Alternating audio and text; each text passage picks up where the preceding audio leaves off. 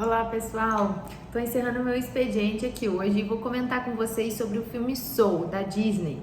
Assisti há umas 2 semanas atrás e foi muito bacana, me tocou muito, achei muito bacana a representação de várias coisas que eu acredito e vou trazer aqui 5 temas que eu escolhi pra gente comentar. Se você ainda não viu o filme, seja bem-vindo, se você não se importar com os spoilers. E se você já viu, curte, comenta, me diga o que você achou, se você viu essas mesmas coisas ou se você viu coisas diferentes, vou ficar muito feliz de ter essa troca com você.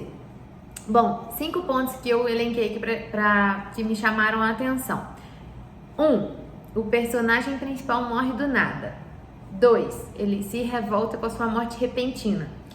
3. A gente tem algumas noções, a gente tem algumas ilustrações sobre o plano espiritual. 4. Ele tem muita vontade de voltar para a Terra. E 5. Ele tem muita inquietação sobre o propósito de vida dele. Então vamos lá. Morre do nada. Praticamente todos nós vamos ter essa sensação de que morremos do nada, porque a gente nunca está preparado para a morte. Se a gente não pensa sobre isso, se a gente não imagina como é que vai ser, se a gente não se questiona, se a gente não estuda, se a gente não busca esse tipo de conhecimento, a gente vai ser sempre ignorante com relação a isso. Para muitas pessoas, inclusive, esse assunto ainda é tabu, ou seja, a pessoa não consegue falar disso, ela acha que é errado falar disso, ela não se sente confortável, sendo que isso é uma realidade de todos nós. Como eu já disse em outros vídeos, a morte ela é certa e ela é iminente, porque ela pode acontecer a qualquer momento, como aconteceu no filme, né? Ele acho que cai num buraco e aí ele morre. Bom, se nós não nos preparamos para a morte, a gente sempre vai se assustar. Dizem que nunca tem como a gente estar plenamente preparado, né? Mas pelo menos menos despreparado sempre é possível, né? A gente sempre pode subir alguns graus aí em qualquer tipo de coisa que a gente se dedique. Eu acho que, pelo menos pra mim, faz muito sentido fazer esse tipo de consideração e refletir sobre essas coisas, porque é a nossa vida, né? A nossa morte também faz parte da nossa vida, né? Como eu já disse em outros vídeos, eu acho que influencia muito essa relação que a gente tem com a morte, influencia no agora, né? Na vida presente. Bom, por que ele se revolta? Por que ele não aceita a morte, né? Porque ele acredita que não realizou tudo que ele gostaria. Então ele fica desesperado, ele fala, não, eu não posso morrer, eu não quero morrer, eu sou muito jovem, ainda não fiz o que eu queria fazer. No caso dele, ele tinha paixão por piano, né? O sonho dele era tocar num concerto bacana e tudo mais. E ele pensava que ele não podia concluir a vida dele sem antes concluir essa missão que ele considerava. Bom, mas será que no nosso dia a dia a gente se lembra que a gente tem um prazo de validade? Será que durante o nosso dia a dia a gente tem essa consciência conosco de que a gente tem coisas importantes a realizar, que a gente às vezes está deixando o tempo passar sem fazer aquilo que faz sentido pra gente, sem fazer aquilo que a gente deveria estar fazendo, né? A gente tem muitas dúvidas na nossa cabeça, mas muitas vezes a gente tem algumas certezas e mesmo tendo certeza a gente não faz, então a gente também não pode usar essa desculpa da dúvida, né? Porque se a gente fizer aquilo que a gente sabe que tem que fazer, naturalmente essas coisas vão chamando outras e vão trazendo mais clareza, mais consciência, né? Então esse é o processo. Bom, noções sobre o plano espiritual. Coloquei aqui 3 comentários, né?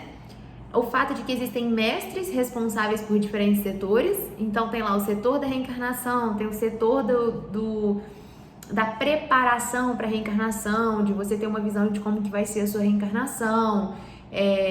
Tem também aqui responsável pelo acolhimento dos espíritos desencarnados, né? Bem interessante, inclusive, que esses mestres têm formas mais abstratas, né? Não tem formas humanoides, que é um paradigma que a gente está muitas vezes preso, né? De acreditar que Deus é humano, que tudo tem a nossa forma, né? A nossa forma humana.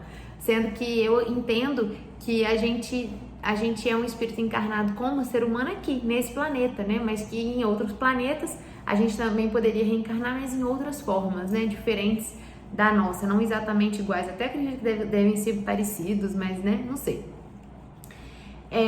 E eu coloquei essa representação sem o formato humanoide pra gente lembrar também que somos todos energia, né? E a gente pode assumir diversas formas.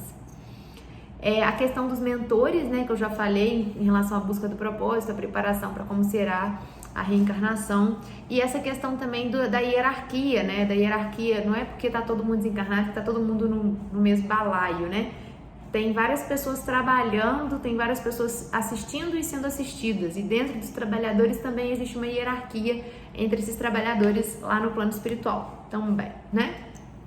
Bom, e uma coisa que é interessante comentar é que ele foi para um lugar bom né? Ele foi para um lugar onde ele caiu, acabou caindo lá no lugar onde estavam os espíritos prontos para reencarnarem, né? Que são representados lá por almas pequenininhas, né? Alminhas. E ele poderia ter ido para algum lugar ruim também, né? Que muita gente às vezes ignora o fato de que a gente vai para outro lugar, a gente não sabe exatamente qual. E eu vou falar sobre isso num outro vídeo. Mas ele poderia ter ido para um lugar ruim também, tanto é que no filme existe uma representação daquelas pessoas que estão tomadas por sentimentos ruins, por pensamentos obsessivos, por pensamentos agressivos ou depressivos, que elas ficam todas pretas, né? Elas ficam esfumaçadas, assim, como se tivesse realmente uma nuvem, assim, já cristalizada de poeira em cima delas. Achei muito legal essa representação também. Elas se fecham em si mesmas, né? Como se fossem muralhas, assim. E é até difícil de ajudar a pessoa que tá com esse muro, né? Tão embrutecida, né? Tudo isso eu achei bacana demais essas ilustrações. Volta para a Terra.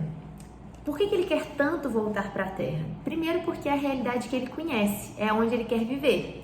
Se a gente não tem abertura mental para um outro tipo de existência, a gente acha que só existe aquilo que a gente percebe. E aí ele nem cogitava de desenvolver uma outra existência lá, porque para ele a vida era só aqui, né? Então tudo que ele queria era voltar para cá. E porque ele tinha muito apego com essa questão do que ele considerava que era o propósito dele, que era tocar num grande concerto e ser um músico reconhecido, né? Bom, por fim, ele retorna, ele consegue retornar, é o deslize da história. E ele passa a viver a vida de outra forma, dando muito valor, muito mais valor que ele dava, ele passa a dar a vida, ele tem um outro brilho de viver, né? Ele passou a valorizar aquilo que era algo que ele tinha todo dia e que ele simplesmente não dava tanto valor.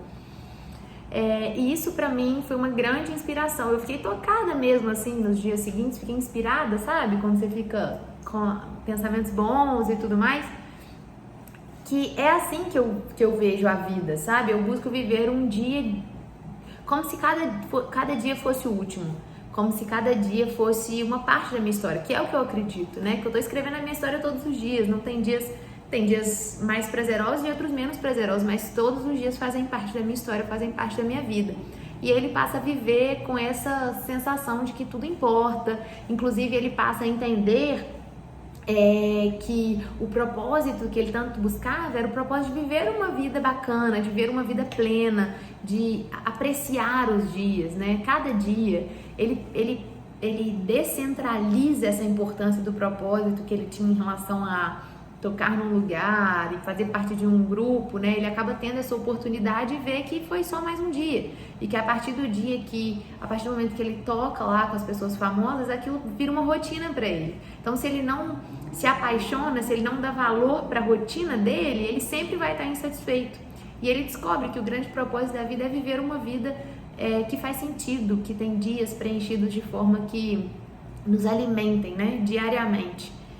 E moral da história, muitas vezes, aí foi o que eu já falei, né? Muitas vezes o sentido que a gente busca está em viver um dia bacana, repleto de significado.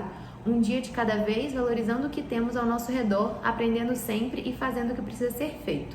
Não existe um único sentido para a vida, não existe um propósito espetacular. O que existe são dias que devem ser vividos da melhor forma. Essa é a minha contribuição, pessoal. Foi isso que eu extraí desse filme e achei muito legal. Um abraço!